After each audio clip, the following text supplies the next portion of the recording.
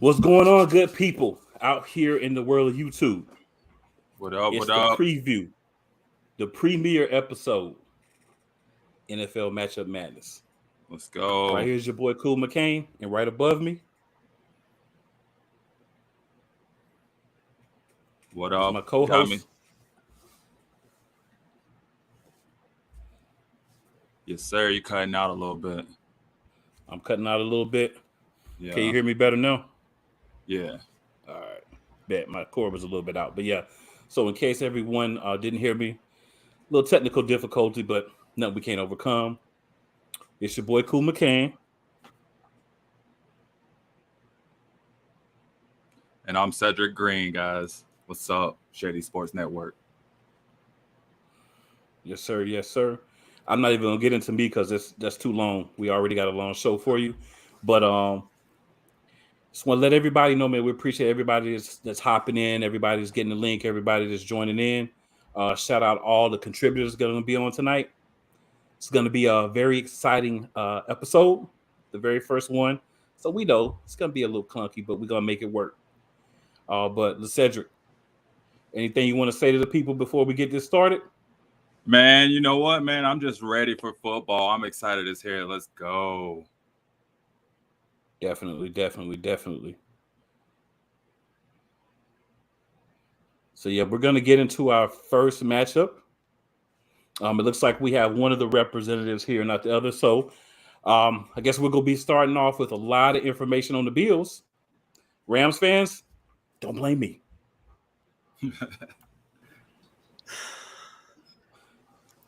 What's up, All right. boys? And we'll welcome in. What the- What's going on? And we'll welcome in Derek Joes.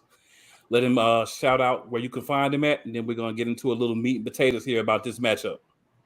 Well, you can find me on the Hats, Tats, and Stats podcast, part of the BICBP Radio Network. You can find us on Spotify, Apple Podcasts, Google Podcasts. Just type in Hats, Tats, and Stats. You'll find us, I promise. And the 2 Point Conversation is also, I do the Tuesday discussion topics with those guys. So, yeah, those are two main football places you can find me talking mostly Bills on my end, but it's covering all the NFL a little bit here and there too. So. Nice, nice, nice. So, Derek, we got a little bit of time here. I guess you ran our Rams referee already, man. You intimidated him from the beginning.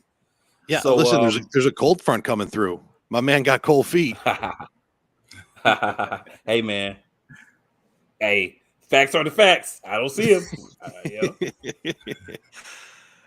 Yeah, I'm pumped. I mean, I'm at work today, and I'm sitting there going like, "Is it Thursday yet? Is it?" I don't know how anybody's waiting until Sunday. I'm fired up. The primetime matchup, first real one of the year. I don't know what to do. I'm jittery. I'm legit jittery. Yeah, I'll be honest with you, man. I was hyped up like last Thursday when we had some college football. I was just like, football, people Right? hitting each other in pass, man. Had me juiced up. So definitely, man, I hear you. So, Derek, man, talk to us about Buffalo. So this is kind of our first week. We got a little extra time because, like I said, the other guy got cold feet. So, talk to us about Buffalo, man. How's Buffalo going to look in this first game of the year? I'll tell you what, it's going to be a fun test. And it's going to be a fun test because, I mean, we're going against the reigning defending Super Bowl champs. And, you look at this, no matter how you cut it, this Rams team is going to be good. They got one of, if not the most dynamic defensive front seven guy in the game in Aaron Donald. It's going to be tough. It's going to be a tough game. I think the boys can handle it. They say in football, in the offseason, you either get better or you get worse. And a lateral step for a team that was where the Rams were, that's getting worse. The Bills didn't. The Bills didn't sit there and say, okay, we're going to rest on what we got. We're going to get better. All right. They got younger in a couple prime spots. They brought in a future Hall of Famer on the defensive line who's going to help make these young kids that we got the last few years look like absolute studs. And it's going to be a tight game, man. The Rams are good, and the Rams are going to be good. The big upgrade last year with Stafford was huge, but I don't know, man. I mean, we're talking about a team that's been, how many more wrinkles can you add, right? You won the Super Bowl last year. You're gonna come out and be like, this is what works, and you're facing a new, a young quarterback who just keeps getting better and a brand new offensive coordinator. You've never seen his schemes. You've never seen his game planning. But he's been working with his team for 5 years, 4 years, 3 years, whatever it was, in Ken Dorsey. I'm pumped, man. I'm fired up, but it's gonna be a dogfight. I really think this is gonna be a true old school heavyweight battle. I want to say, I Okay. just hope Josh Allen come out firing, man, because I spent my second round pick on him yesterday. And then I drafted the Bills defense in all my leagues. So they better come out shutting everything down. Listen, I think they're going to. Again, we got better across the board defensively, and we were one of the best in the league last year. So I'm excited for that. And I think after, as heartbreaking as that Kansas City game was at the end of last year, I think coming out and letting Josh Allen do what Josh Allen can do, it's the only way to run it. You know, you're not going to take the ball out of the hand of one of the most dynamic playmakers in the game. You're just not. I don't care who we got in the backfield. Devin Singletary, I don't care. A lot of people don't give Motor a lot of love. This dude could be a number one running back. And he is. He's right now, as it is, our number one running back, and his numbers prove that he can be. And he could be on other rosters too. Zach Moss, I think, is going to be, hey, I got to step up and prove it, or they're going to replace me next year. And we drafted Cook, who is supposedly doesn't suck. But I don't care. Listen, you're not going to take the ball out of Josh's hands. You're not. We're not going to come out and look like the Titans this year. I can tell you that much. What does that mean? Just I running the wanna know football. what I mean, that offense runs through Derrick Henry, right? You know, we're not going to be the team that's running the ball 40 times a game. Well, at least not with the running So, back. I feel Derek, like quick. Yeah, I agree with That's that. The Bills definitely need, but they need. I think they're doing a good job of keeping a leash on him with the called runs, picking their spots, and him looking to throw the ball and not put his body at risk unless he absolutely has to. At least I hope so, because I cringe every time he does it. So, Derek, quick question for you, man. Do you think the loss of Brian Dabo is going to affect your team at all? I think a little bit. It's gonna be a feeling out process, but I got faith in Dorsey and doing what he can do. And I mean, he's been working with this team and this offense for a while now. So I don't think it's going to be as much of a learning curve as your normal, brand new dude, brand new system. I think he's going to be using a lot of maybe similar terminology, similar concepts that Dable was using, but putting his own twist on it, kind of developing his style out of what we've been doing. And I don't think it'll be as big of a learning curve as, most people might expect it to be. Okay. Now, a question for you, since we don't have the Rams rep on, a question for you about the Rams. Sure. Do you feel like the Rams offense or the Rams defense is going to be more challenging for you in this game, or maybe their special teams unit? What do you feel like is going to be the most difficult unit for you to handle with the Rams? I think their offense is going to be tough, especially, not having Trey White in the field is going to hurt. And we're putting a lot of faith in a lot of young guys, especially in the cornerback room. But at the end of the day, that defense is stout, like I said, and they're charged by one of, if not the most dynamic player on on any defensive front in the league. So it's going to be tough not to give them the respect they deserve, because I think we have some matchup problems for them, and they have some matchup problems for us, like defensively for both teams. But at the end of the day, you got to give the respect to where it's due with Aaron Donald in that defense. Definitely. Cedric, do you have anything else for Derek? I think this is a great game to start the season off with.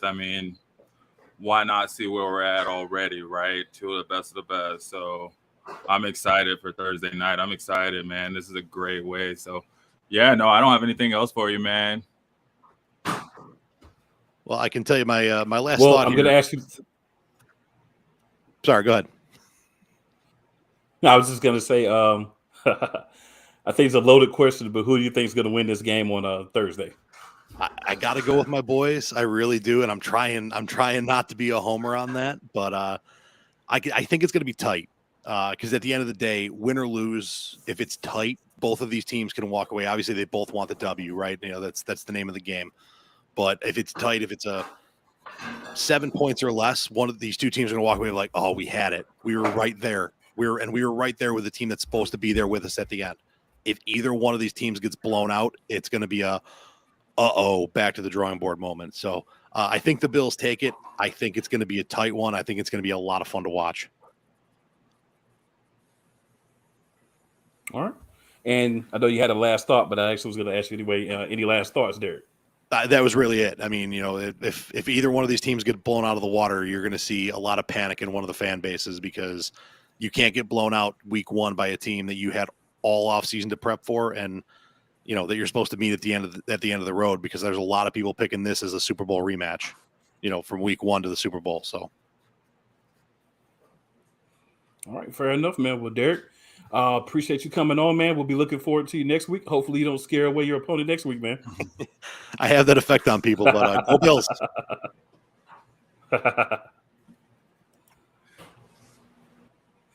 And speaking of scaring away their opponent, our next matchup seems to have done the same thing.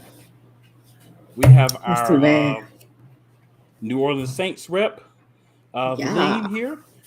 I don't know what happened to our rep, man. I don't know what's going on here. It's like there's a little fear early in the game. It's like the Falcons receiving core. Or quarterback position. It may. Hey, the quarterback position is a big concern as well. So they have a lot of faith in Mariota. I don't know why, but they do. I mean, he's not bad. He ain't terrible, but they got a lot of faith in Mariota. They do. Oh, it looked like he's trying to get in. So I see Chris is coming. So hopefully we'll get Chris here in a minute. Hey, but while Chris is coming here, we'll go ahead and get started with talking about the Saints. Man, I don't know, like it's exciting. Like, this is the first game, it's all hype. This is the best time of the year. Football starting. We out here. I mean, we're gonna look different. We did a lot of transactions in the off season, so I hope it all come to our benefit. I'm excited to see Jameis with the new receiving core, because last year we ain't had nobody. We was playing with some scrubs at receiver. So I mean, we drafted a good receiver. We got Jarvis Landry, Michael Thomas back. It's gonna be interesting to see how he actually plays too, considering he ain't played since almost 2 years ago. So I'm excited to see that. Jameis was doing good last year before he got hurt, and this was with no receiver. So I'm really hoping God step it up and prove himself, because he make a break for us. And on defense, man, we lost a crucial piece of defense. Cool. We traded our boy. Yes, I would appreciate our boy to the Eagles. Yeah, I appreciate that. Hurt. He was really our heartbeat between him and Demario Davis. But his presence is gonna be missed in the defense. But I feel like we'll still be all right. I don't know, man. I'm excited. I'm not afraid of the Falcons offense. So this would be a good game for our defense to really get out there and, eat, basically. Get out there and show what you got. So if there is any part of the Falcons team that concerns you, what would that be? Oh, Chris is here. Well, Cordero Patterson. Okay. He was a big part of their offense last year. He was like the guy last year. Cordero Patterson, you can't sleep on him. You got to account for him. What about Kyle Pitts? Kyle Pitts too. I mean, you would have to account for him too, because he was pretty solid last year for his rookie year. And, they got a lot of hype around him. So can't sleep on him. Definitely not sleeping on him. Makes sense. So, Chris, now that we got you in the building, man, technical. Tell us, what do you expect from your Falcons in this game, man? So, Drake London is looking to come back and actually start this week, provided he practiced today, so he should be good to go as far as Sunday's concerned. And so that's good for the Falcons as far as the offense is concerned. And you mentioned Cordell Patterson. He's the jack of all trades. Got the nod for starting running back this week, and I'm looking for big things. It's going to be a really make or break type of game, hit or miss, as far as how this offense hits. Who they got for RB1? Cordell Patterson. He's there. Oh, I'm sorry, RB2, because that guy is like a jackknife. I mean, Swiss Army knife. He is. He very much is. I had it pulled up here. He played running back, but he lined up a wide receiver.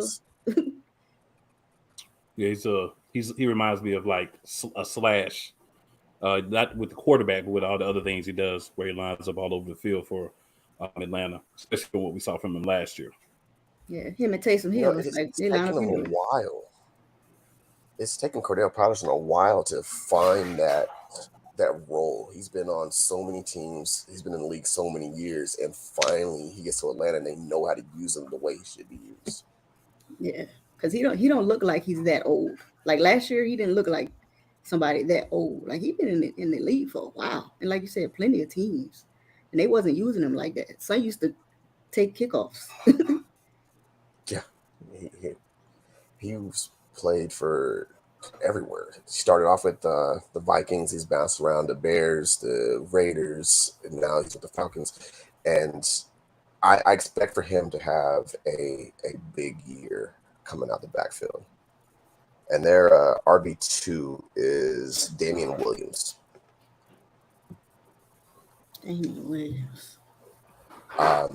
Okay. I believe, if I remember correctly, he was from the Chiefs. LSU boy. Yeah. He set out the COVID year, and that's when Clyde Edwards-Helaire took over, and they didn't invite him back the next year. Yeah, it's gonna be a good. It's always a good game between the Saints and Falcons because of the rivalry. So yeah, and it's post home game of the season. The new Mercedes-Benz Dome. It's going to be a good high intensity, high electricity. It's going to be a crazy experience. Yeah, we always travel well going to Falcons.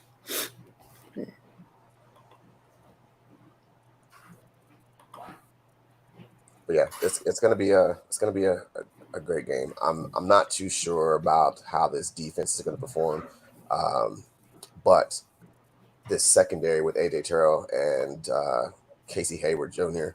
going up against Jameis Winston and these receivers, it's going to be an interesting matchup. See how well Jameis can dissect the secondary that he has coming up against him. Yeah, it's a good test for the first game. I mean, to have fairly decent receivers. For sure. Where you at? See where you at. Same for us. No, I'm just hoping it's the Jameis that threw 30 interceptions a couple years ago that shows up. No, that guy's gone. That guy, he couldn't see, son. He got the LASIK. Yeah, I got the LASIK too. So, bro, it definitely affects your vision. So, no excuses moving forward, right? No excuses from Jameis. No, you know, man. He got tools. He got a stud running back. Come on, bro. Like people would kill for this table that you're working with. He was. What about your receivers, though? Me? What about the receivers? Yeah. I feel good. Like you got, Jarvis, he's not wide receiver 1. So, and I feel like he's good for wide receiver 2. You got the rookie Olave. He had a great camp. You can't really put much stock in the camp, but he had a great camp. And Michael Thomas, like I said, he coming back from that injury. He ain't played in a minute, so it's gonna be interesting to see how he actually, get fit on him. Yeah, I don't know. It's a lot of unknown. Like I said, this game is going to tell us a lot because all of these people never played with each other. Both sides of the ball looking different, way different since last year. So I'm going to see. We'll see. All right. So the moment of truth, Chris. What's the deciding factor in this game? Your offense, your defense, your special teams. What's the unit that you need to do well to be able to pick up a win against the Saints? honestly, it's going to come down to Marcus Mariota. How well has he taken the knowledge he took from sitting behind Derek Carr for the last few seasons and that whole getting benched for Ryan Tannehill? How is he going to take that and take it into his first starting season since then? And it's all going to lie on his legs and his shoulders. How well is he going to be able to execute this offense that is the same one he's ran in Tennessee? So it's how well he can be a leader and show that on the field. Okay, fair enough. Evelyn, which unit of the Falcons do you think is the most dangerous for you guys? Unit? Yeah. I don't really I guess they're, I don't know. I don't really know, because like they look different too. Like we don't know how Marcus Mariota finna act. So their defense, I'm not sure.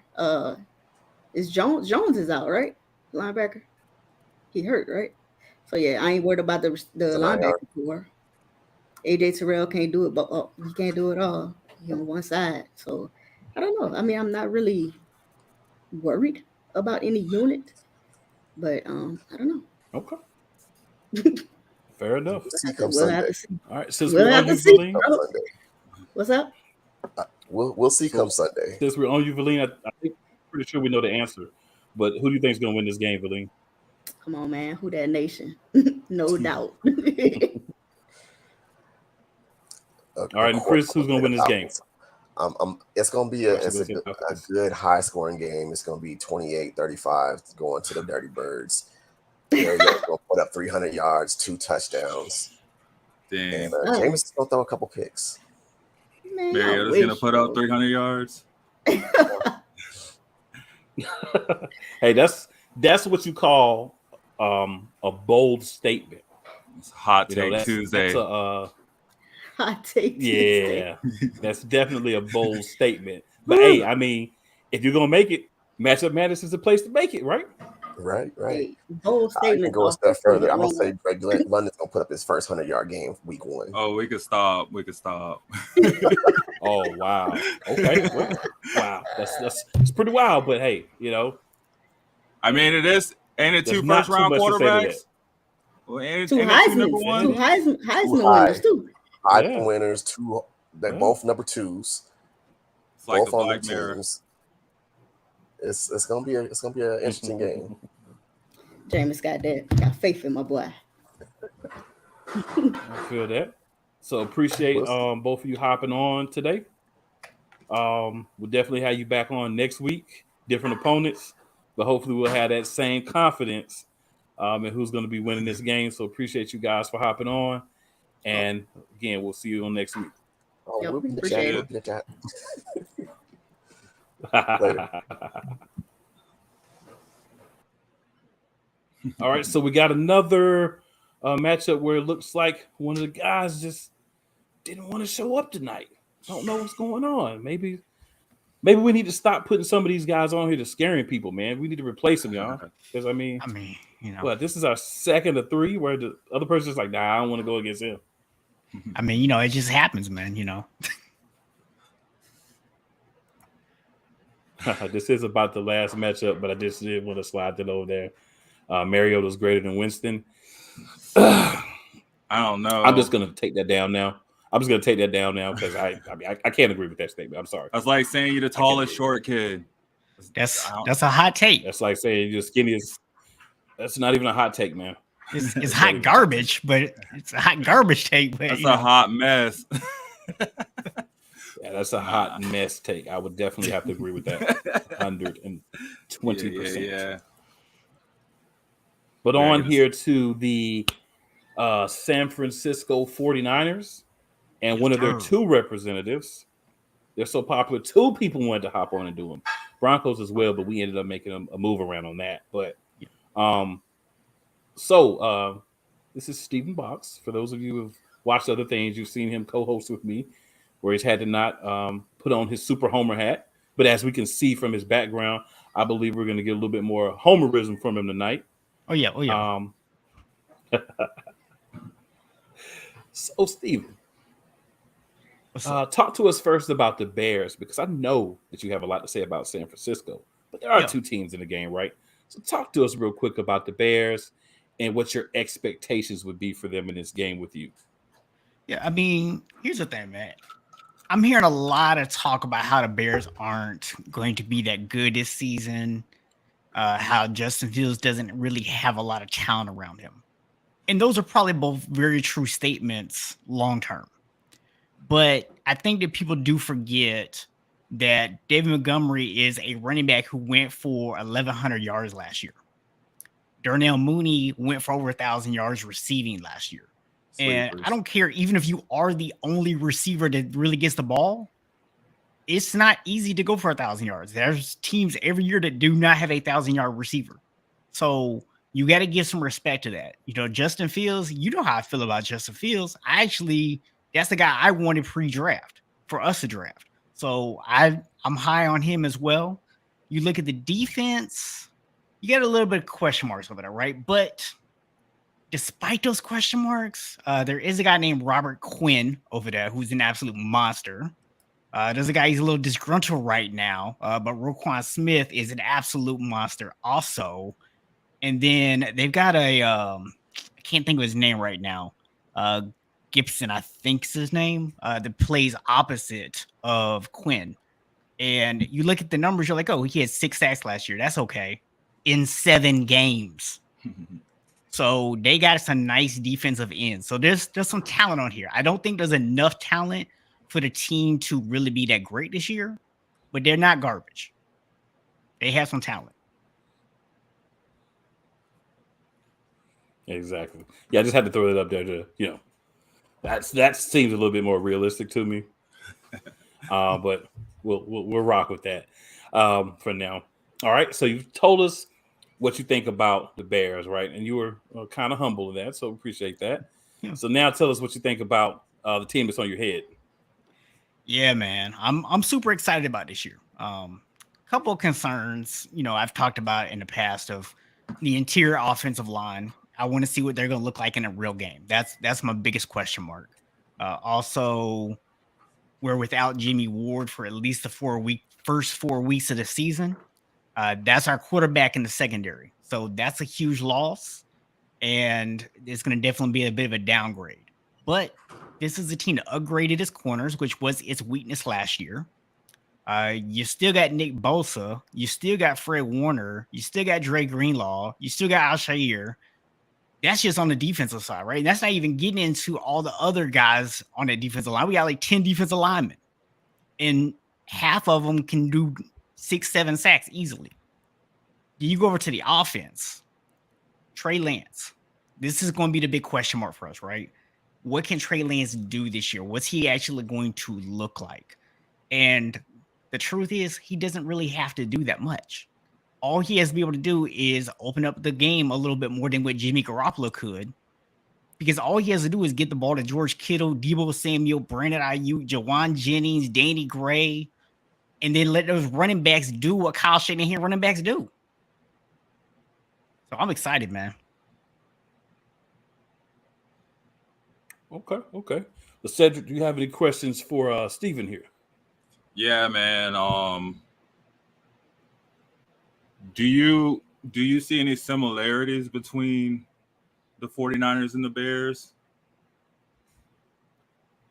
As far as the way they're going to be running their game plans this year, because I feel like the Bears are doing that. That's their same thing too. With Trey Lance, just open up the game a bit more and get it to the running backs and let them do what they do.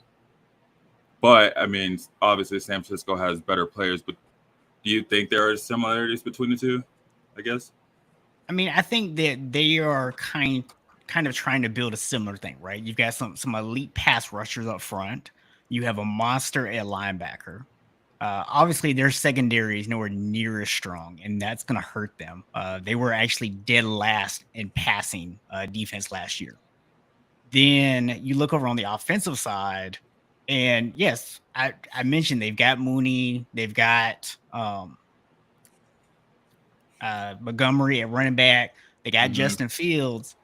But what they also have is 4 offensive linemen who all were like lowly rated last year and a rookie left tackle. I guess what I'm saying is, I got it better as you were talking. Do you think that Shanahan and the 49ers created a mold for other teams to follow, being as they made it, to the Super Bowl, and then they made it to the NFC Championship with, Garoppolo, not a great quarterback, in an age where teams are looking for that Pat Mahomes, that Josh Allen, like they were able to make it back, with the same guy not needing to be a superhero. So you think you're going to start to see teams do that a bit more? Or I mean, if you really think about it, what San Francisco really did was they went the opposite direction of most of the league, right? Most of the league started focusing on speed on defense, and they started focusing on, the passing game. What the 49ers focused on was being a smash mouth football team. And I think you did start to see more teams start to do that. Cole's team, the Eagles last year, when they started having success was when they started playing big boy smash mouth football on offense. They already playing smash mouth defense because that's what the Eagles do.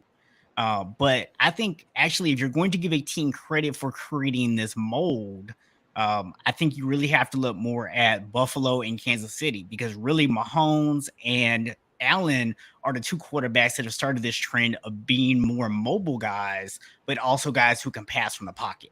And I think that's why you saw Shanahan willing to give up so much to go get Trey Lance, because having that dual threat, who is a legitimate dual threat, not just a guy who can run and kind of pass, or a guy who can pass and kind of run, but a guy who can really do both well.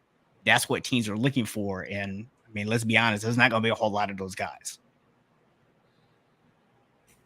All right, Steve, we have a question for you from the chat. Okay. Do you think that since Jimmy stayed, that will hurt Lance's confidence, knowing that he has a QB that took the team to back-to-back NFC Championship games? I mean, I think it's a fair question. Yeah, I think it's a fair question. I actually, said earlier in the year, that was my one reservation about keeping Jimmy on the team. But I've also heard Trey come out and speak really highly of Jimmy. It says that they actually have a relationship off the field, that they communicate and they kind of bounce ideas off each other. I don't necessarily feel like Trey's going to be intimidated or lack confidence by it happening, because of the fact that Shanahan and Lynch had been very open about what was going on the entire time. They actually went and talked to him before anything came out, made sure that he was good with it. And they've really, since that happened, gone out of their way every opportunity, every time they have a microphone in front of them, to emphasize that Trey Lance is the guy, and that they understand. If you look actually the whole week before it came out, because they said they had been negotiating for over a whole week. So if you look at the week before, they actually were already coming out and starting to make comments about, we know there's going to be ups and downs, and Trey's our guy. We're okay with that. We understand that. What they were really doing was they were prepping for this announcement of Jimmy Garoppolo. That's what they were really doing. They were putting it out there because they're letting Trey know, listen, you don't have to worry about Jimmy. You're our guy. Remember, this is a team that had a stretch last year where they went 1-4, 1-5 with Jimmy, and they left Trey on the bench. Yeah, I don't think they're going to immediately just jump to Jimmy just because. And the last thing I want to ask here, what would Chicago need to do to win this game? We know who you want to win the game, or who you think is going to win the game, I should say. What would Chicago need to do to be able to win this game, in your opinion? I think what Chicago has to be able to do is pressure Trey Lance. If you can get pressure on him, like I said, the weakness of our offensive line, at least what might be our weakness, is the interior. So if you can actually get pressure, you're forcing him back into the middle, right? So you don't want to let him get outside the pocket. You want to help him contain him. And then you have a guy like Roquan Smith who has the athleticism to actually track him down. So if you can actually keep him in the pocket, or if he does get outside, you got to be able to have Roquan Smith be able to go over there and track him. If you can do that, I think that actually takes away a lot of what San Francisco wants to do. Because the idea with Lance is you want to be able to hit the deep down the field stuff. That was going to open up the running game underneath. You want him to be able to sit back there and get comfortable in really kind of see what the defense is giving him. If you can pressure him, we haven't really seen how he's going to handle that yet. So for me, that's going to be the key to Chicago if they want to have a chance to win this game. They have to get consistent pressure on Trey Lance. All right. Well, Steven, appreciate you hopping on, man, and giving us some good insight on both teams. I didn't do this with the last guys, so Valine and Christopher, if you guys want to throw in the chat where we can find you, I'll definitely throw that up because I forgot. But just tell everybody where they can find you. And of course, y'all know where to find me. Friday nights, LakeHollisSportsTalk.com.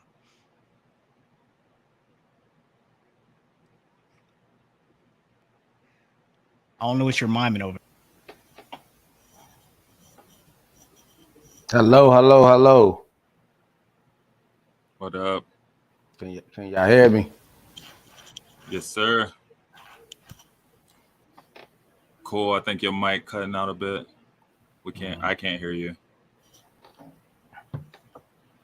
What's going on, Peyton? Hey, what's going on, man? I am here and ready to talk about the greatest team in the NFL.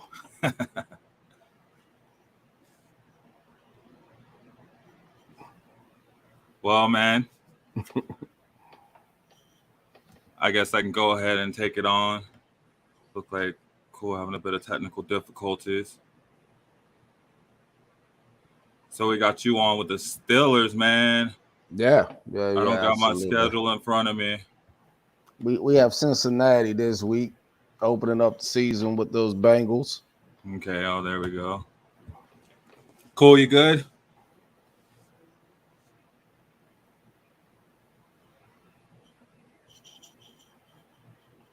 Nope. Well, yeah, man, Payne, I guess you can go ahead, you know what I'm saying?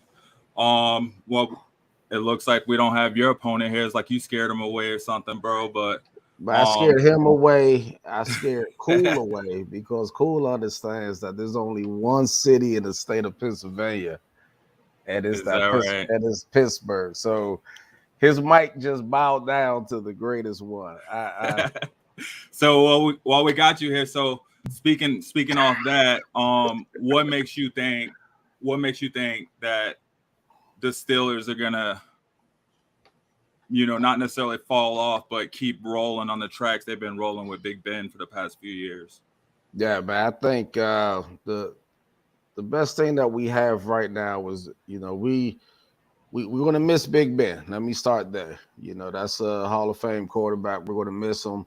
But now it's time to move into this new era of football. And we're going to keep going, man, because the one thing that we were really able to do. Yeah, there you go. Okay, there you go. Now, this nonsense about the Steelers, come on, man. We're going to say that for another week. But let's not do that because we know that's not true. But continue, sir. Continue. This is just our continuation from earlier this month. But yeah, the good thing is, like Coach T say, right, we don't have to pay our quarterback as much as we was paying Big Ben. So we were able to redistribute that money to our defensive side. So as you see, we paid Minka this year. We paid TJ last year, right? We're paying all the people we need to pay. We paid Deontay Johnson this year. We brought a lot of good replacements in, right? We brought Miles Jackson for linebacker.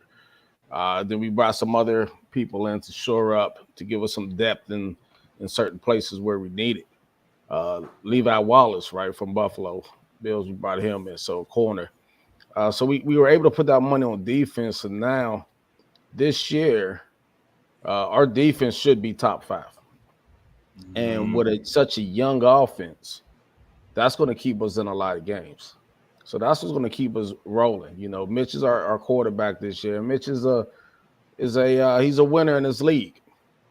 I know people like to say, well, he ain't great, but we don't know that, right? He's a winner in this league. The 4 years he was with Chicago, he took them to playoffs twice, 2 out of 4 times, right? He has a winning record as a starting quarterback in this league, right? There was a guy in Detroit who never went to the playoffs till he went to the Rams, right? So You know, you just never know when you get onto a new team with new weapons. One of the top 5 running backs in the league, I believe Najee's going to be this year, right? Picked them up number 1 in my fantasy league, just so Nice. you know that's the tidbit for everyone to pick up Najee. And now you're looking at that outside, the receiving core is fast, quick, and young. The only thing that we have some question marks is that offensive line. Okay. So talk to us about your opponent. What is there to say, man? I mean, you know, these guys went to the Super Bowl, right? Cincinnati, Joe Burrow, man, small hands Joe. He's a winner in this league, man. Their team, they had one weak spot and they shored that up this year, right? That offensive line had JB running around for his life last year, and he was still able to get it done. So now imagine if you could give them some protection with that wide receiving core with mixing in that background. Man, they're a tough team. That's a tough team to they're going to be right there at the end. Their defense is solid. It was solid last year, solid this year. I don't see any real weak spots for them on any level of that defense. And of course, you know, their special teams is pretty good as well. The only thing is we have to see, because from my understanding, they only have one offensive lineman left over from last year. So it takes time for offensive lines to gel together. We're kind of facing that same problem in Pittsburgh. We got a young offensive line, but they haven't been together yet. So it will take some time. So I think for us, this is the time for us to take it to Cincinnati, right? First game of the year. This is our moment. They beat us twice last year, so we won it probably more than they do, and they got to prove that they're just not that they weren't an accident for last year. But I think going down into their stadium, I think we'll be able to walk out with a win. Because we're the Steelers. All right. That's what we do, right? You'll be close. You travel across state. I hear you. Yeah, it'll definitely be close. But I think the secret weapon that we have is that no one knows how Mitch is going to be. None of us know what Trubisky is going to look like. It's easy to plan for Ben, right? Because you got 15, 16, 18 years of Ben. Last time we saw Mitch, he was with the Bears, right? So we understand that he could run, he could move, but he sat behind Josh, right? He sat behind Josh for a whole year. We might have a baby bold. Josh on our hands.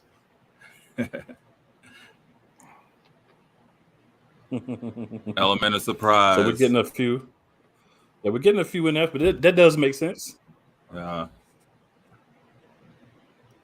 Yeah.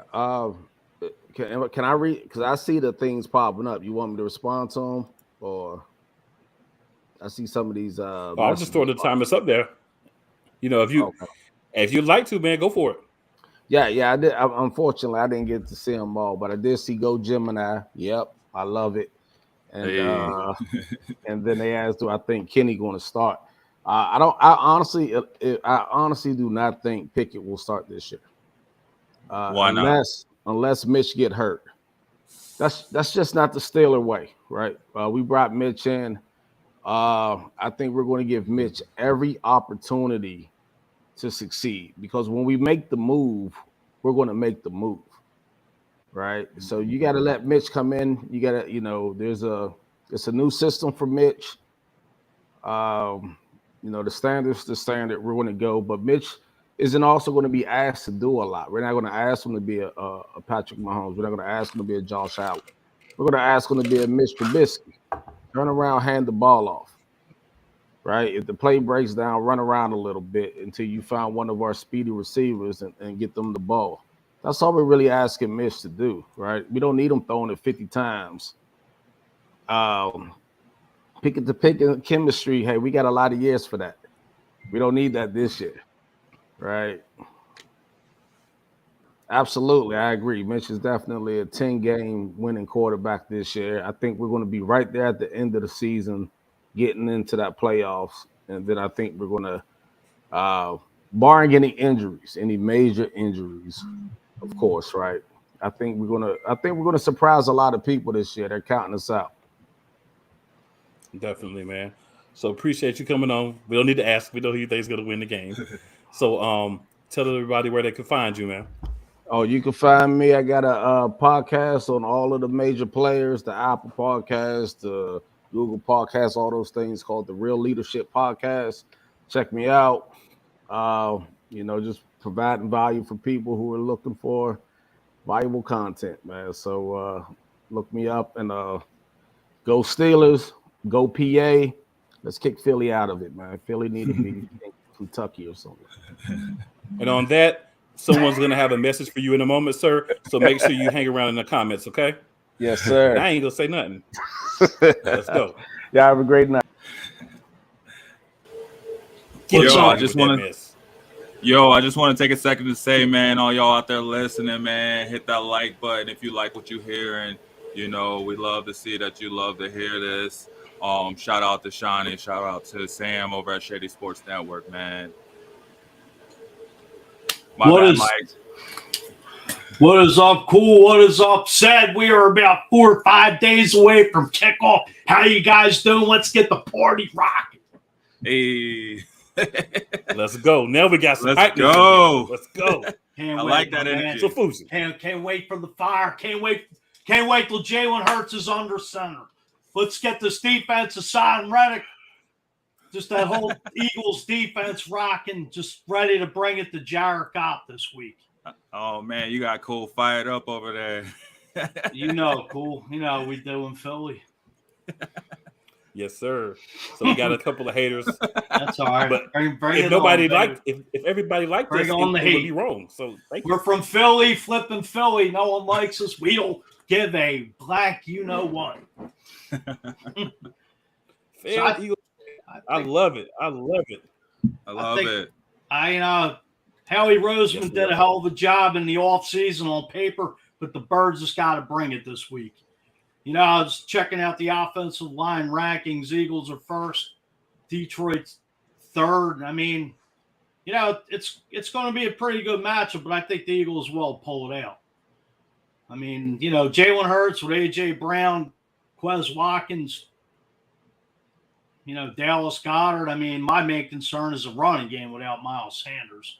I mean, Boston Scott, Kenny Gainwell, they picked up Trey Sermon off the waiver wire from the Niners. So, hopefully, the sky's the limit with this team with Jalen Hurts. It's a make or break year, as I've been saying, on Broad Street South. Cool. I'm sure you checked it out. And, the defense, he brought in Hassan Reddick, James Bradbury, CJ from the Saints, Garner Johnson last week in a trade. Howie Roseman just stole him from the Saints for a couple of late draft picks in the next couple of years. So, this team's probably on paper is probably better than the 2017 Super Bowl team. In my opinion, on paper. We're looking on paper. At least on paper. It definitely looks better. Well, the running game. A lot of injuries. I mean, LeGarrette Blount, J.J. It's a big difference with that running game, but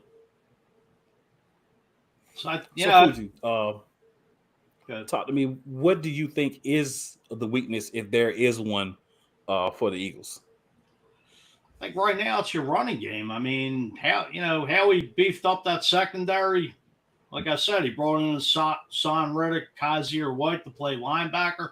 I mean, it's probably T.J. Edwards, probably the best linebacking Eagles core in years, probably since the Super Bowl team.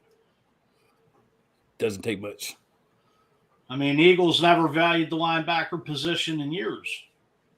That is very true. I mean, how many guys? Now, on the other hand, what do you think the Lions could do to pull an upset in this game? The running game with DeAndre Swift and Jamal Williams, Hawkinson could kill him over the middle. What's the receiver's name? Can't think. St. Ra? Amon St. Ra? Yeah, I mean That's the one you're talking about. Yeah. Yeah, but I figured, him being the number one receiver, it's definitely going to be big play Slate. Covering him, Bradbury on the other side, with DJ Shark. So, I mean, if TJ Edwards could cover Hawkinson, I mean, the Eagles just got to get in that backfield. I mean, they were second or third in the least amount of sacks last year. I mean, you got Brandon Graham coming back, Fletcher Cox, Jordan Davis coming in with that rotation. Josh Weddle led the Eagles in sacks last year.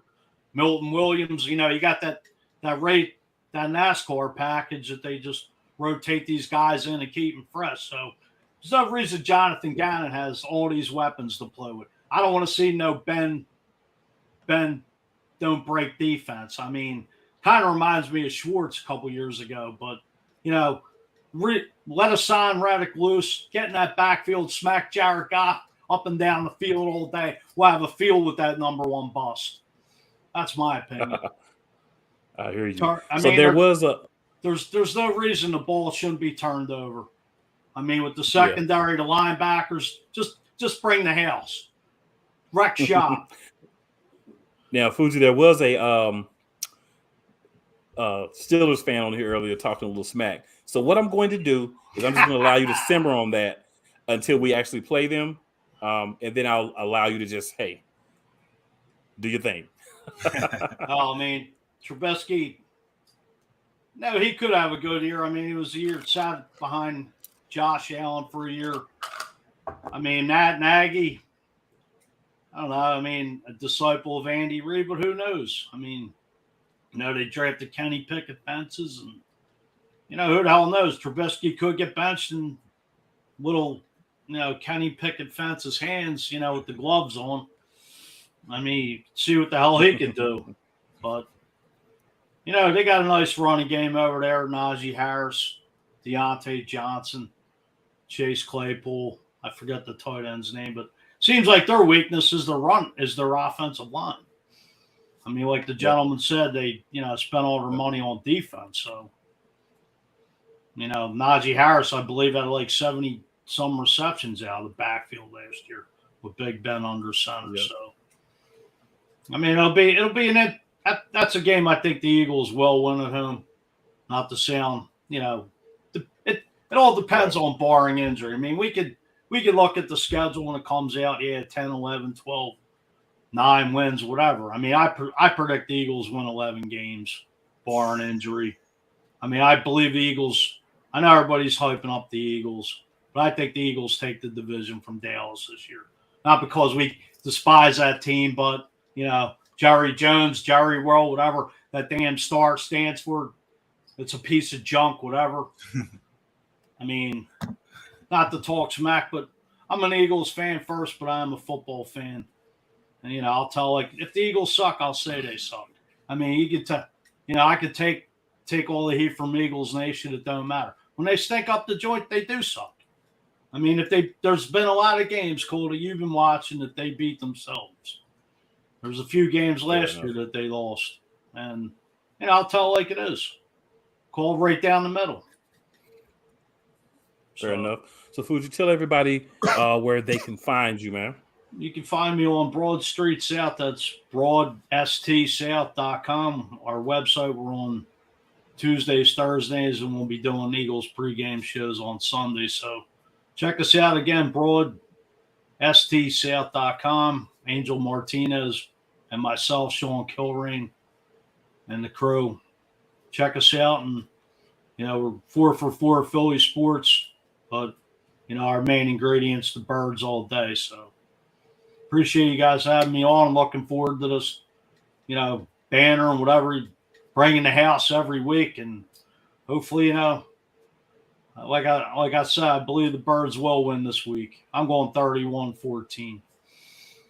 Let's go. We'll appreciate you, Fuji, man. We'll see you next week. All right, I got one more thing to say. Go Birds! Hey. Have a good one, fellas. Hey, have a good one. You too. All right, so we got another one-man show here tonight with Jeff Hunt. He's our Dolphins guy, man. So, Jeff, we'll keep it, short and sweet. We'll simple questions. So you are playing against the Patriots in Mac Yeah. Jones. So what do you think about the Patriots, and what do you think that they can do to actually get a win in this matchup against you guys? Well, this is the first time in, honestly, decades that Miami has the better roster. That doesn't mean they can always use it to their benefit, but they have it. Of course, it's, can the Patriots, get Miami to play their game? I mean, we saw what they did against, one of the best teams in the league last year. They stole a victory, from Buffalo based on, game plan and conditions and everything. Can they do it to Miami? Can they force Tua to play their game? Can they turn him into mistakes? Can they bait him into tricks? That's a Belichick thing.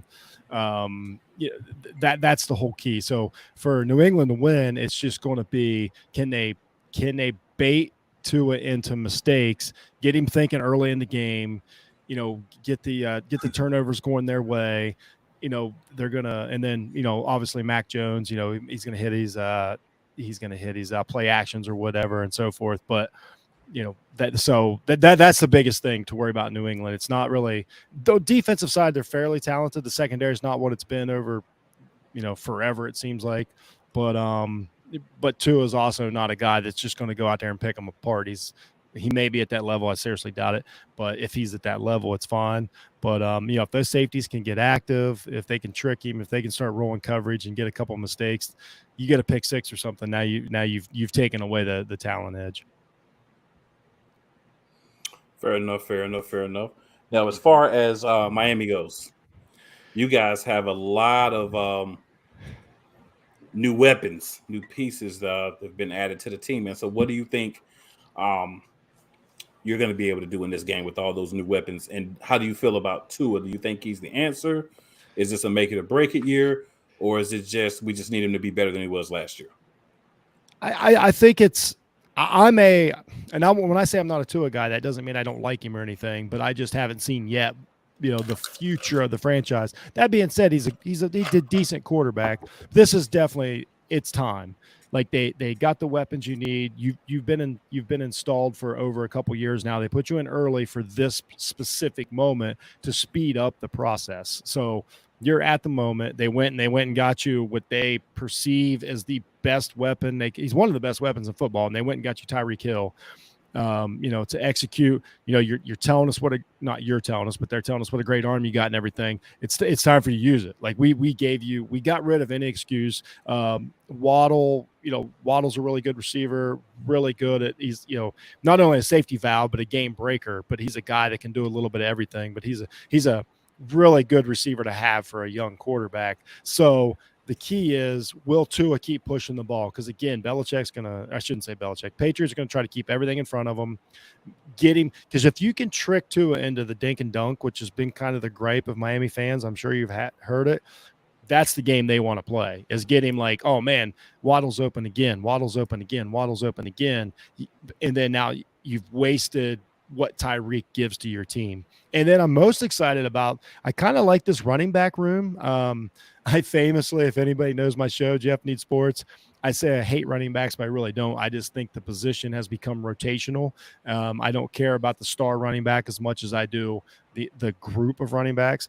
I like this group of running backs. I like the coach, being from San Francisco. That's a great person to utilize it. So I think they can do some stuff with Edmonds and Mostert and and Haskins. I think they can have some unique formations and take advantage of that. I'm probably most excited to see what the running game does overall, which kind of surprised me going into it.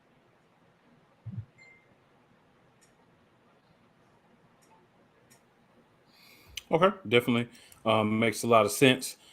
Cedric, do you have any questions for Jeff? I mean, I guess so. With all you just said, Jeff, do you think this is a make or break it season for Tua? 100%. He has to be good. He's got a good enough team to. You got to go. Like, you get 7 teams in the playoffs now in your conference. Like, you've got to. I guess if he's fighting for it on the last day and doesn't get in, I can probably excuse it. But you really need to make the playoffs. This is the lowest Patriots team, you know what I mean, that the Dolphins have had a chance to overtake in a couple decades. Buffalo's great. They're not as good as Buffalo. Just forget about that. But you know, the Jets they're not there yet. They might be coming. They're going to be I think the Jets are going to be a tough out, but just being honest, like the Dolphins should be at a farther along than the Jets. So it's like, it's time, you know what I mean? It's you only, I mean, a couple years in a row, they've had almost enough victories to get into the playoffs. Like, you just need a couple more. And we just talked about it. They've got you the weapons. The defense is pretty stout. Some of the young guys are really starting to kind of, you know, feel their own.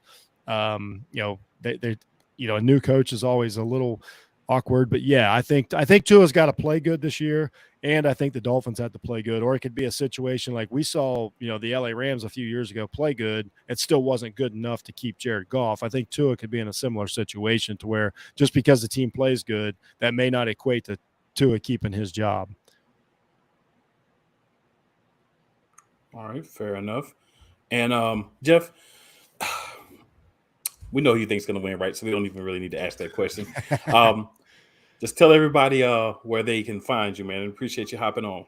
Yeah, you can find me at Jeff Needs Sports. I do a lot of football stuff through the year. I work the off the ball network, you know, part of that group of guys. So if I'm not doing a show, I'm on a show. Got a lot of fun stuff going on over there. And then you can find me at Twitter at jhunt006. I'm super active, super interactive. It's not about fighting or whatever. It's about discourse and having good conversations, you know, about football or whatever, sports or philosophy or movies or whatever you like over there. So I want to thank you guys for having me on and give me this opportunity. I'm looking forward to doing this week in and week out, and hopefully everybody can get you know, the other side of the game to come on, but it's not a reflection on you. You guys doing a great job, and we really appreciate it.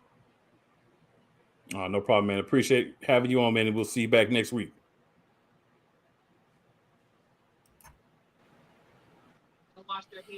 All right, ladies and gentlemen, we got us another two-sider here. Woo! Those are looking few and far between tonight. Would appreciate both you guys for being able to hop on. Definitely. Thanks for having me. We have here, no problem. We have here Wise El Jefe, who will be covering the Giants, and Mike Patton, who's going to be covering the Titans. Since we got you both, we're even going to, you know, give you a little time here. So, guys, talk to us. We'll start with you, Wise. Talk to us, man. What are we going to get from the Giants this year, and especially in this first game of the season?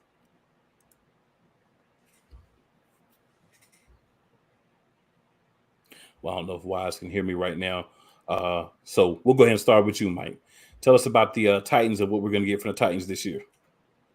Well, as far as the Titans, you're going to get a team that's coming out, and for most purposes, a lot of people are not thinking that they're going to be that great a team in terms of the players that they possess offensively. Ryan Tannehill being quarterback with what happened in the postseason, and you know, those different things are all being talked about. But what I have in mind is the Titans are a team that's feeling a little disrespected.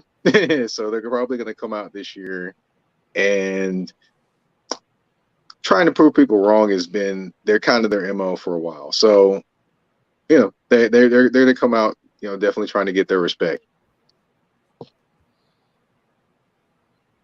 Definitely makes sense. Wise, are you able to hear me?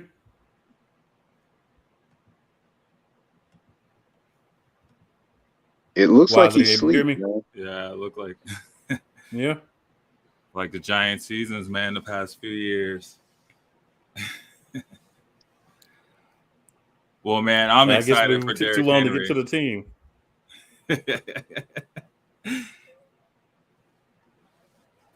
Smoked out. Yeah, so I'll hop in here and I'll just say for the Giants, I think it's a big season as far as interest is going to go, what's going to happen for the team. It's also going to be very interesting as far as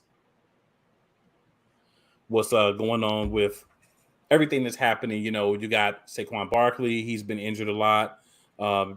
The defense, you got questions. Offense, you got questions. You got a lot of things, you know, happening that you just need to, you know, kind of shift it up here. It looks like we got Wise here now. So, Wise, talk to us about the Giants, man. Where do I start, man? We got a new regime front office, man. We have Joe Schoen and Brian Dable coming from Buffalo. They help, I think, finally having what we want to do with our offense, because I feel under the last couple of years with Joe Judge, we really didn't have a direction. Plus, having the worst line and everything, it was just a bad year. But the improvements we've made, we've went out, helped both sides of the defense, with both sides of the line with the offensive line, with getting Evan Neal and also drafting Kayvon Thibodeau. I'm excited, man. I'm really excited. It's gonna be a big test for us, especially having to face King Henry. Whenever you have to deal with one of the top running backs in the league, where it's gonna take 3 or 4 guys to bring them down, it should put some fear into any team. But I feel we've made some big changes this year. We've our defense, we have a young core of linebackers that we're gonna have to rely on, led by Thibodeau, being that edge rusher that we need.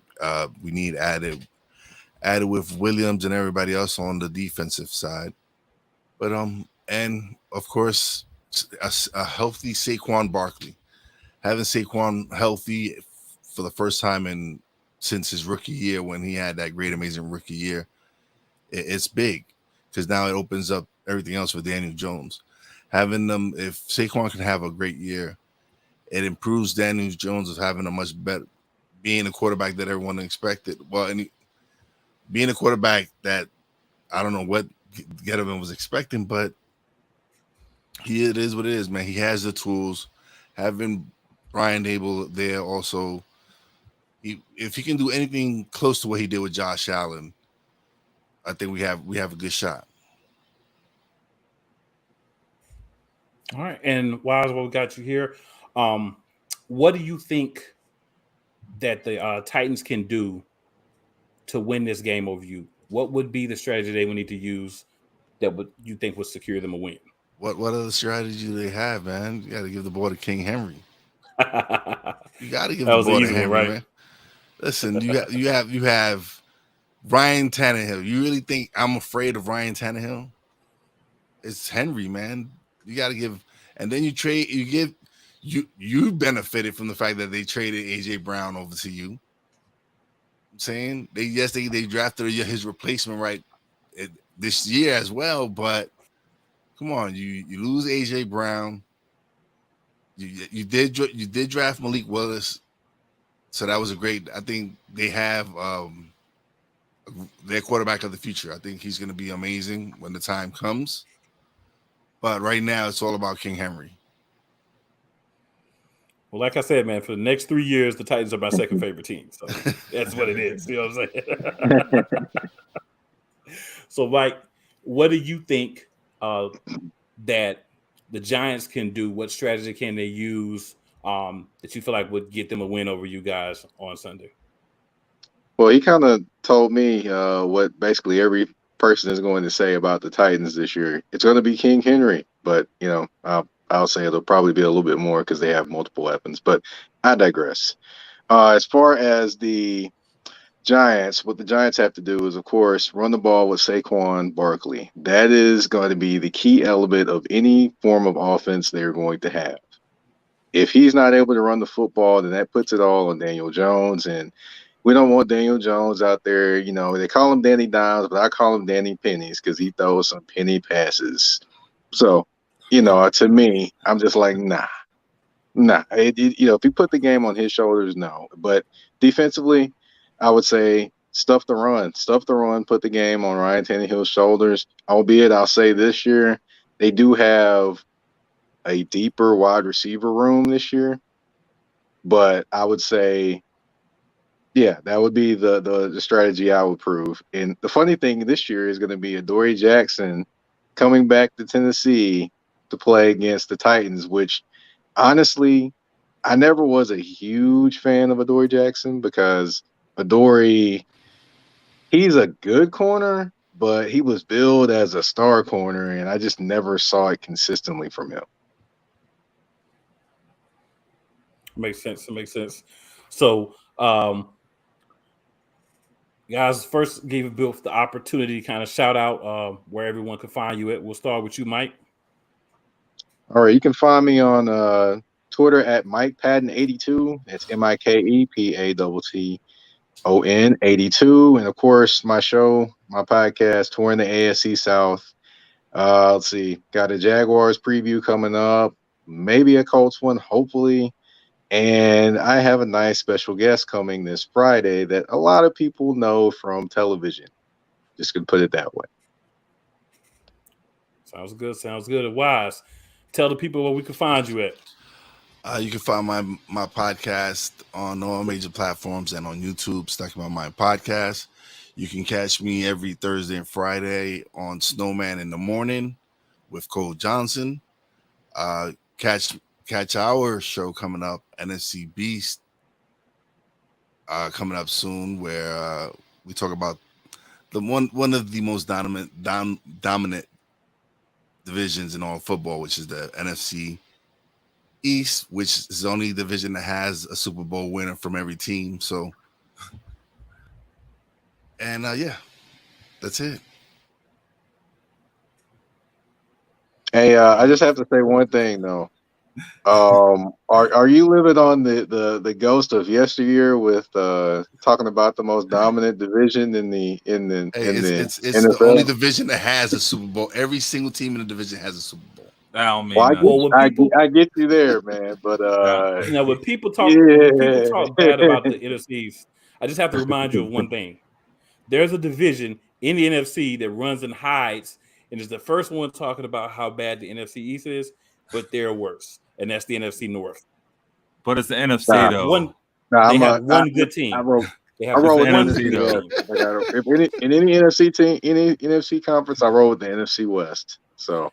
Well, like I said, the NFC North is worse than us, but they hide behind and let everybody say, the NFC East is the worst. They have one good team. Everybody else, the Vikings are okay every few years, but they have a trash quarterback, so they'll never really be good with him. Hey, cool.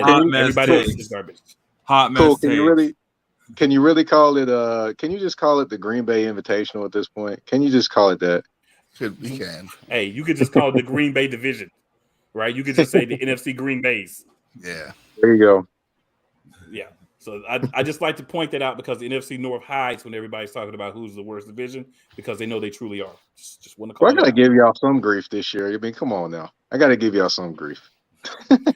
Hey, look, like I said, the Titans are my second favorite team for the next 3 years. So I'm refraining from going at the Titans for the next 3 years. Now, year 4, all bets are off. But the next 3, including this year, Titans are my second favorite team. Well, there we have it. Absolutely. So, guys, I appreciate everybody that was able to come on tonight. You know, had some people had some difficulties. Hey, it happens. It's live show. Different things come up. But appreciate everyone that was able to make it. Appreciate you guys for giving us an actual head-to-head matchup here to close everything out. So let's Cedric. Oh, sorry about that, guys. It looks like we have one more guy here.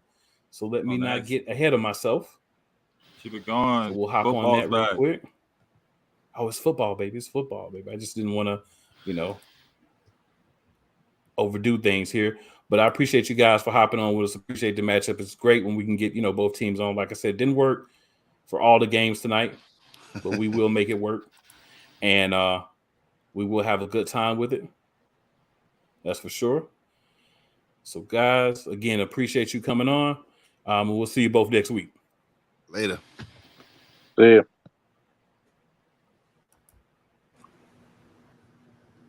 Heyo. All right, Jake. What's going on, guys? Slide in. How's it going, man? Going good up over here, man. It's just absolutely excessively hot right now in the Vegas Valley, but it's heating up because of the fact of football's back, man. I'm so excited about how this new year is going to really shape up in the league. Definitely makes sense. So, Jake, I know you're the only one here again, so I ask you to kind of be the guy to talk about some of the things for the other team as well. Mm-hmm. So we'll start off with, of course, talking about your team. Mm-hmm. So tell me what the Chargers can do to win this game coming up? Well, this week, I mean, the fact of the matter is that the last time that the Raiders and Chargers ended up facing off against each other last year in that last game of the season was an absolute heartbreaker for Charger fans because of the fact of it had to narrow down the season this close to where it was an all-out fantastic game, probably one of the best games of the year. And just for that, like, it just broke a lot of Charger fans' hearts. So for week one to be starting it and kicking it off in SoFi Stadium is a must-win revenge redemption game for the Chargers because they've got a bad taste in their mouth after what had happened in the finishing up last season. So to me, brand new defense, offense is still, the same pieces, adding in, Gerald Everett and of course a couple rookies as well. But this team is bound to shine for the 2022 season, especially with a possibility of an MVP season out of Justin Herbert. But this game in particular, the Raiders are going to be coming at the Chargers, knowing that they got Devontae Adams as a brand new number one wide receiver. They did end up making a bunch of moves. In fact, waiving Alex Leatherwood, which clearly was a reach pick in the past year's draft, and then trading away Trayvon Mullen to the Arizona Cardinals. So they're kind of shifting a few moves here and there. But this is going to be one that I kind of feel like the Raiders' offense may be shaky at times because they're still trying to get used to the playbook. Whereas for the Chargers, they established everything from last year. So they're already ready to go. They're ready to get payback. And I think the biggest difference maker is situational play, and I think better defensive executions too in this game. Okay, fair enough. So you did do a lot of some talking back and forth about both teams, so I appreciate that. But another question for you, and I'll just ask you for both teams. What do you feel is going to be the area where each team has an advantage? I think the area that at least the Chargers have the advantage of is, I think to me personally, is spreading the football around as far as opening up opportunities for the offense to really move the chains. Whether it's, you're running the first two downs with the football with Austin Eckler, or you spread the ball open to where you're playing, precise route running, especially when it comes to Keenan Allen. Because when you play one-on-one against him, you cannot let that man break your ankles in the middle of a play because he's going to take advantage of it. He'll get first downs and get, more yards after the catch, and that's what's lethal about the Chargers. Other reasons for this too. Austin Eckler can not only just be the runner, but he's also a very lethal screen catcher. So to me, even if you got no wide receivers open at it, you will still dump off the football to Eckler at least for him to get those yards after catch and important first downs to at least get them to smell the goal line. So I think honestly, because of how expendable these weapons are, you're going to be seeing this team really spread the football more. For the Raiders on the other side, we know that the Chargers have a brand new run defense. The fact that they upgraded with Sebastian Joseph Day, Austin Johnson, and they still have several other options to utilize up on the front. But remember, this team lacked the run game last year.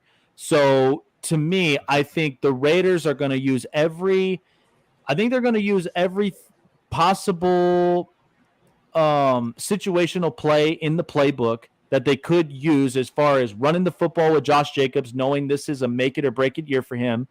I think at the same time that you're going to see Darren Waller majority of the time utilize that middle of the field.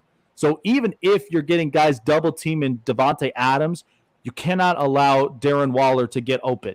So that I think is what the Charger or the Raiders may end up utilizing against the Chargers, and I think that's where the Chargers at times when it comes to linebackers have struggled the most because we've seen this with Waller, we've seen this with Travis Kelce. So if they leave that middle of the field open, that's dangerous for the Raiders to utilize with Darren Waller.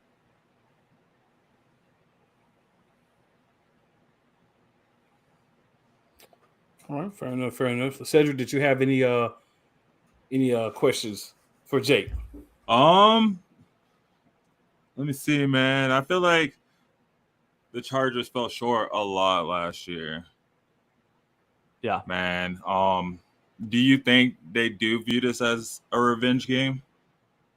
Or I absolutely do. Yeah, I do because here's the thing. I mean, in all respect to all four of the teams that have absolutely upgraded and that are beefing up the roster top to bottom, between the Chiefs, Chargers, Raiders, Broncos. I mean, the AFC West is completely stacked. It's anybody's division at this point.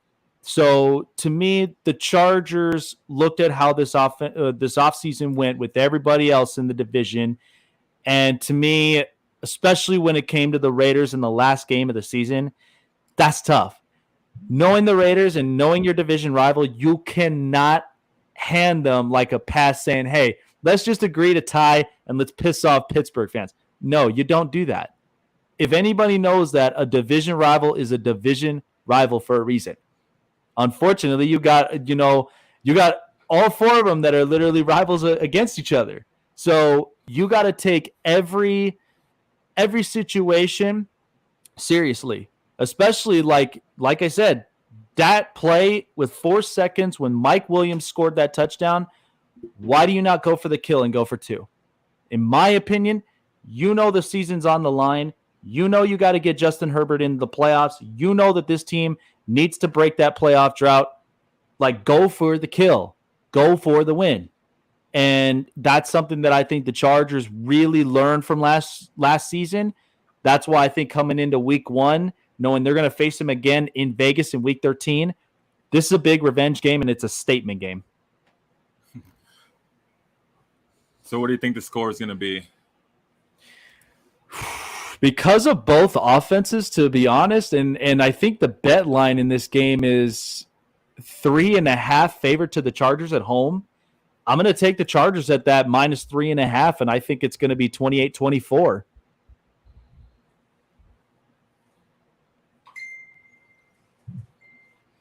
Okay, fair enough.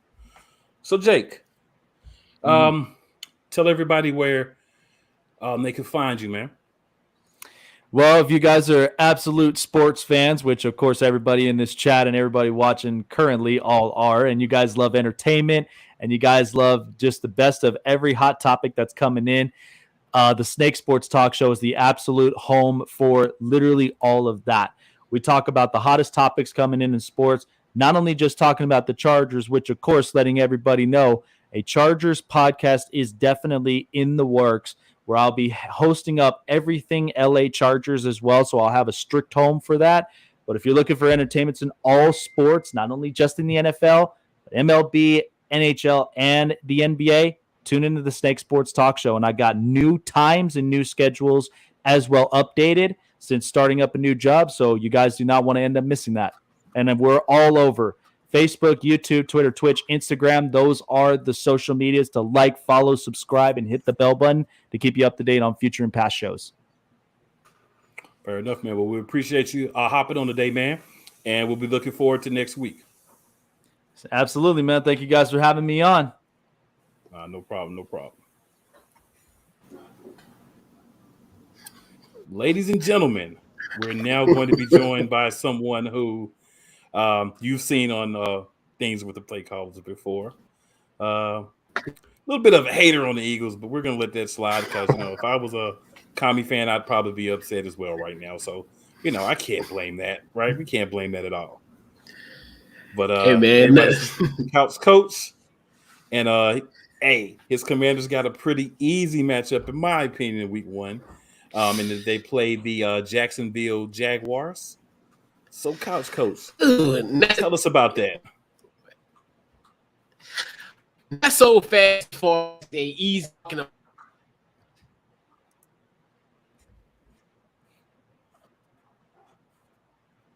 When I look at both how we look from a matchup standpoint, it's almost Spider-Man meme where we kind of point each other and we got both the same kind of issues. So it's definitely going to be a very interesting game. I think obviously with the acquisition now, have got a Carson Wentz.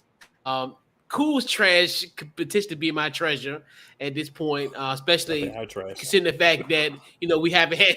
It could be our treasure, But I think where we have stability at the quarterback position, I think a guy with Carson Wentz can definitely help this team, especially like we talked about in the offseason where we're a 7-10 team with playing with backup quarterback. They really didn't have no business playing the bulk of the season. So. That's one of kind. It's interesting. I think both secondaries are going to have a field day. Like as far as I think. Okay. Oh, you bet. Something's going on with my webcam. Okay. Yeah. So I think Washington's going to have an advantage on as far as the wide receiver matchup. Obviously, we have Terry, Curtis Samuel, Jahan Dotson, and they got guys there. Their secondary in Jacksonville is a little bit of a little shaky at best. You got Shaquille Griffin, and then also who is there, and then also Tyson Campbell. So I think we can definitely pose matchup problems with that.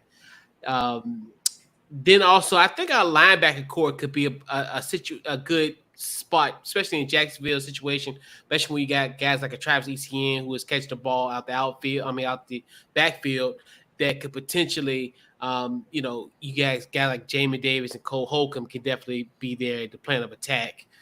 But this I don't think it's going to be one of a lot of people looking at this as a matchup that's going to be easy for Washington. Obviously, cool, Doug back in the league, so Doug know all the secrets to Carson Wentz. So it's kind of one of those where this is his first mental test of the season. So we definitely want to see how he passed that first test.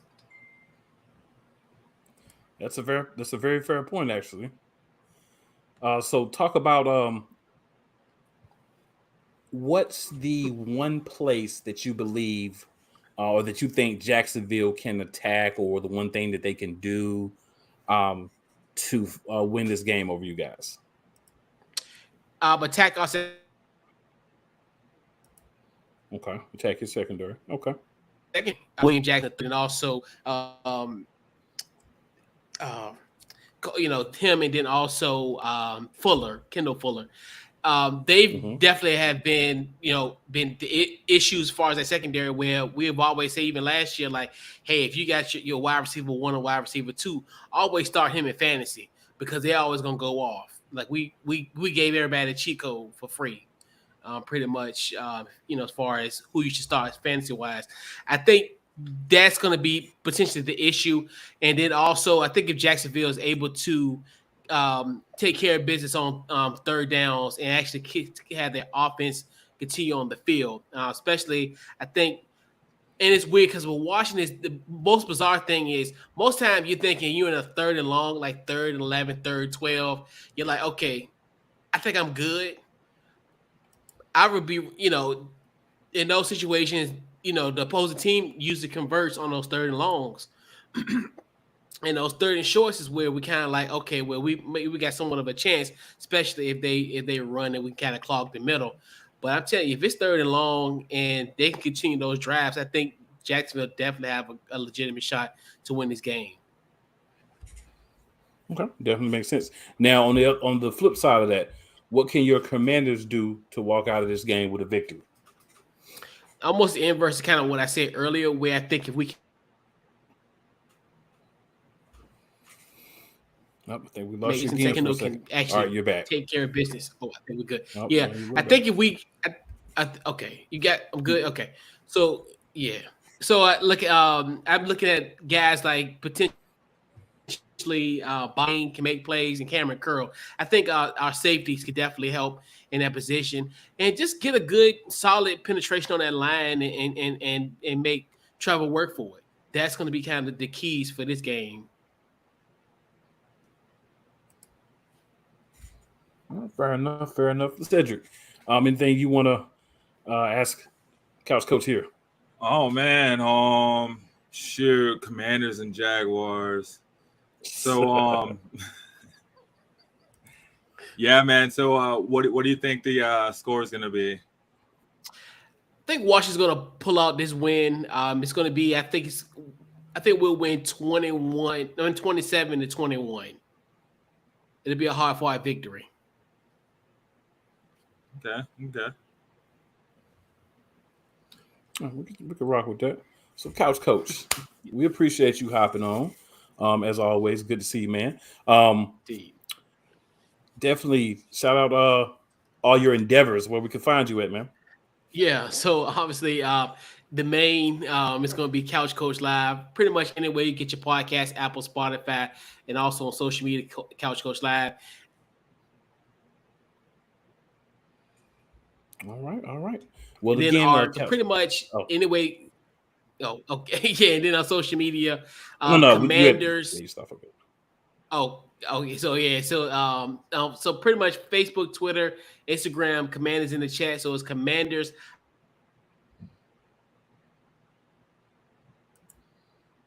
ITC.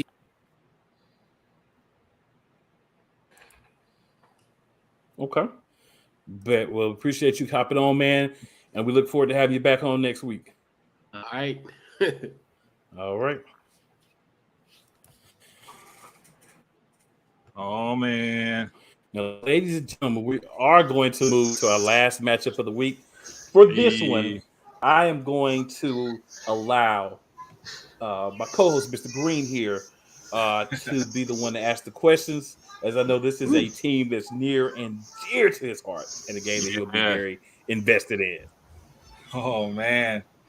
Yeah, man, shoot. Everybody knows I'm a Broncos fan, orange and blue all day.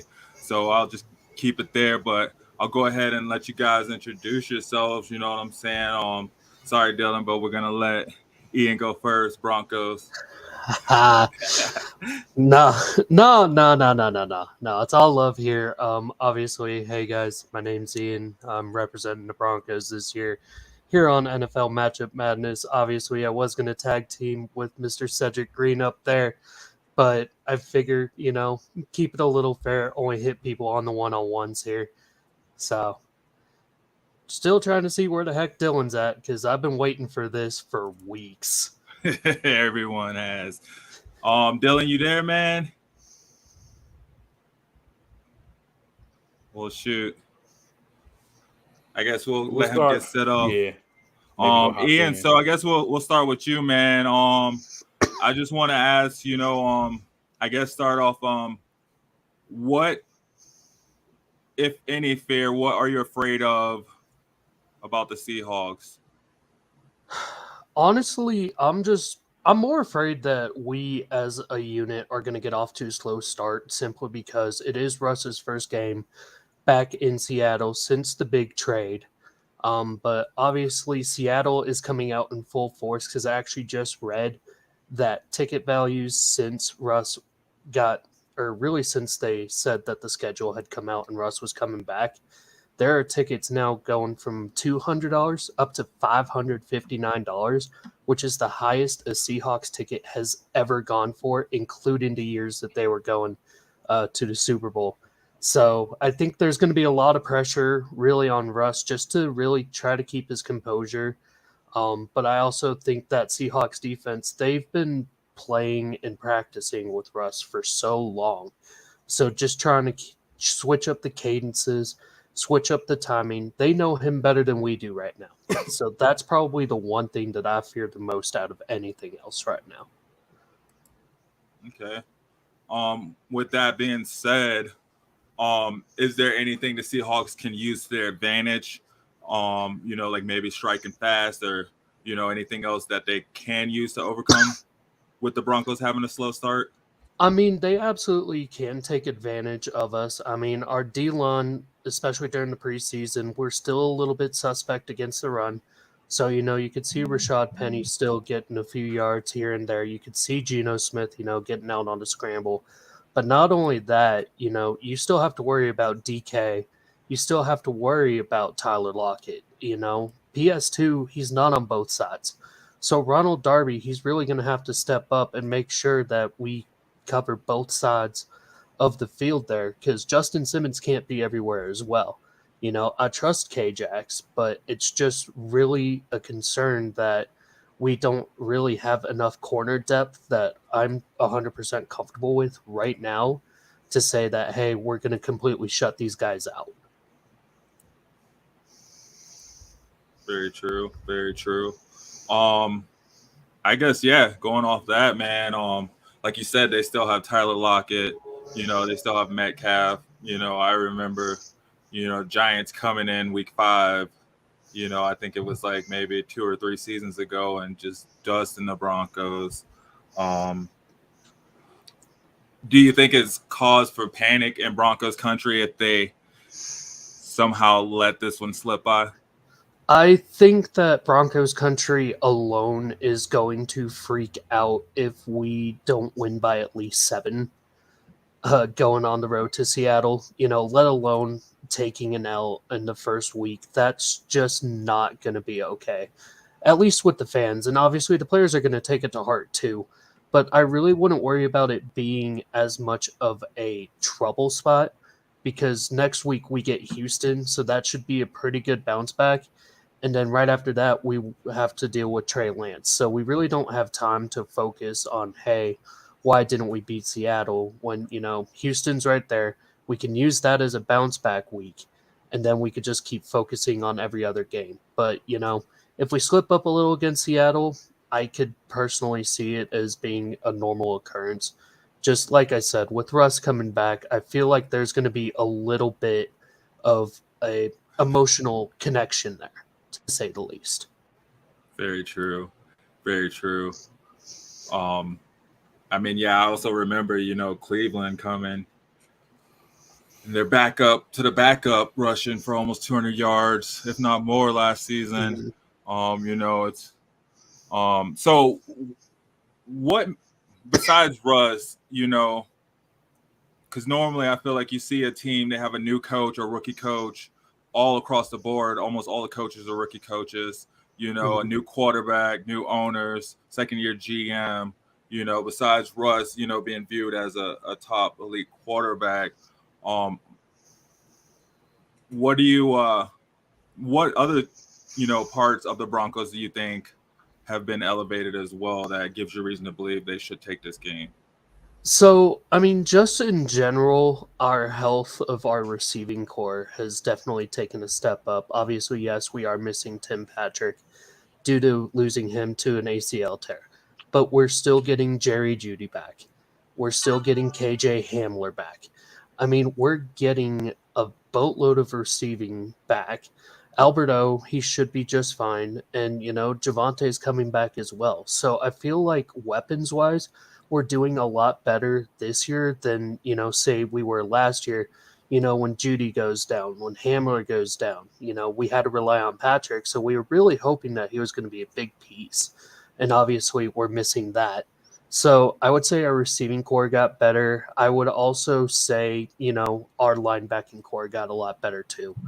With Bradley Chubb coming back 100%, hopefully we're going to see Randy Gregory coming in. Nick Bonito, we could see him in a couple of 3-4 schemes potentially.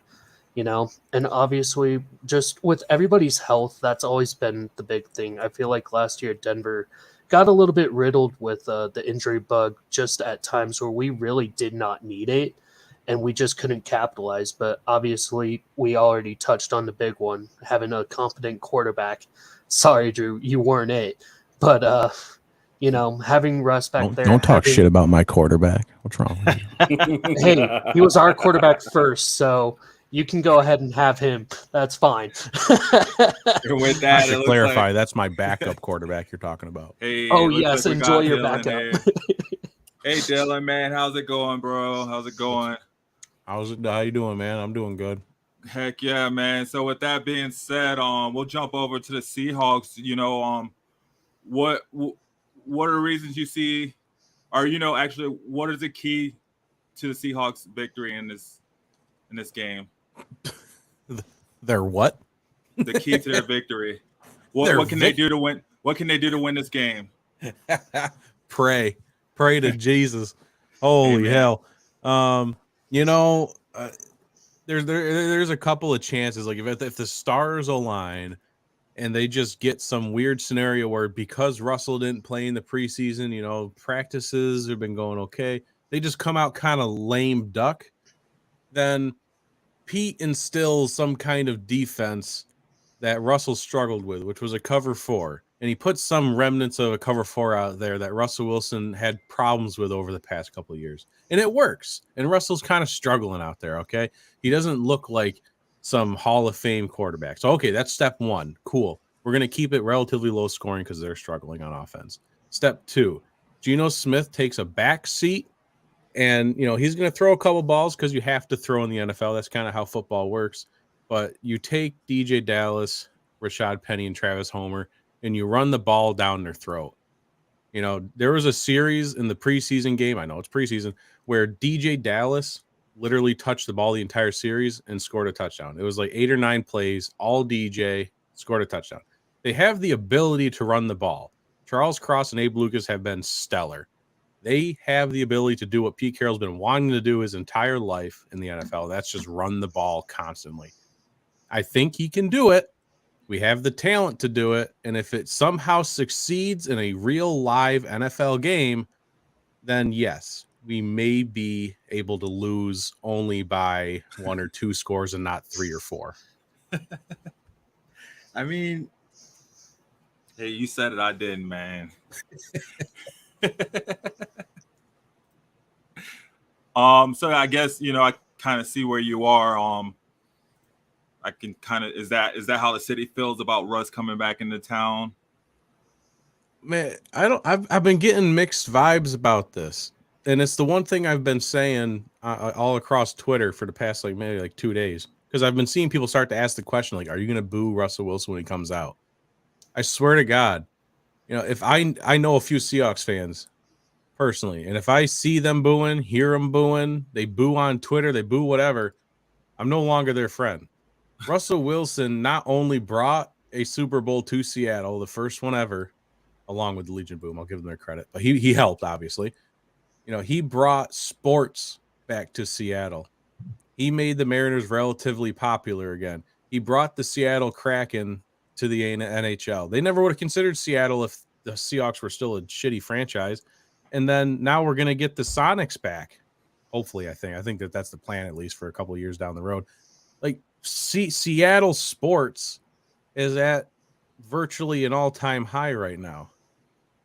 And we have Russell Wilson to thank for that. So if they boo him, they're just the dumbest people on planet Earth. You'd be stupid to boo this man. I hear you, man. Well, you know, Cole, you got anything? You got any questions? I think you've pretty much covered everything with the games. Mm-hmm. I would say both of you gentlemen, we'll start with you, Dylan. You just tell everybody where they can find you, man.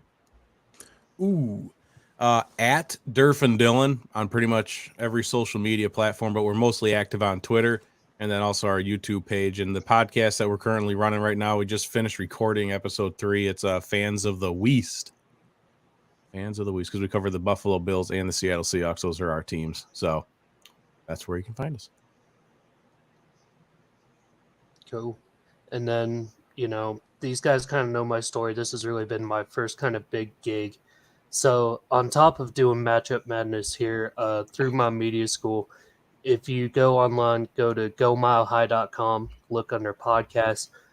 We do a show every Tuesday, Wednesday, and Thursday called The Press Box. Just kind of going over the big Denver local sports scene. Today it was more college football. So, I mean, if you want to check us out there, gomilehigh.com and check us out there on The Press Box. Go Broncos. Right, cool.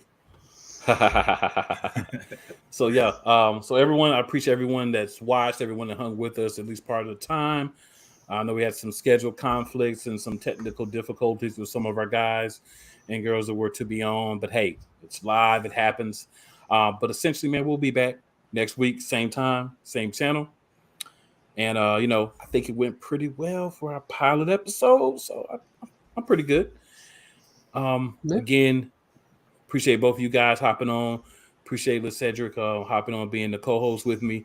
And we're going to run this thing moving forward. You'll see a little bit different, but always got to get the first one under your belt before you can get the next one going, right? So that's what we're Shake able to 'em do. off. Yes, sir. So, Cedric, I know you kind of went over it earlier, but your turn to tell everybody where they can find you. Yeah, man. I'm kind of all over the place. First and foremost, Shady Sports Network. We're small, we're growing fast, man. Sam's been crushing it. We're covering everything, not just the NFL. We're covering, spring leagues. We're covering non-pad leagues. We're covering, any football. If it's football, we're probably covering it. Coming mostly with interviews now. We're gonna get some shows going. I'm about to be starting up a fantasy football show, so I'm getting on that here soon. I'll have the dates going up. So yeah, like I said, on all the socials at Shady Sports Network. I'm also a realtor here in Denver too. I want to put that out there, so you can find me under hashtag Said Sells Homes. So not just sports, we can talk anything, man. So yeah, I'm just happy to be a part of this. Nice. So let me go through my list. Let me take me a breath here. Get ready. So we'll start with Saturday. So Saturday nights, I'm going to be doing the NFC Beast podcast. Shout out to Shady Sports Network, as well as several other people I'll be doing that show with. I won't get into everyone for the sake of time. Then we'll just go backwards from there. Friday nights, the first one, the thing that got me going, the Play Caller Sports Talk Show. That's at playcallersportstalk.com. You'll actually also be able to see the NFC Beast there as well. It'll be streamed over multiple channels. After that, we'll slide back to Wednesday nights.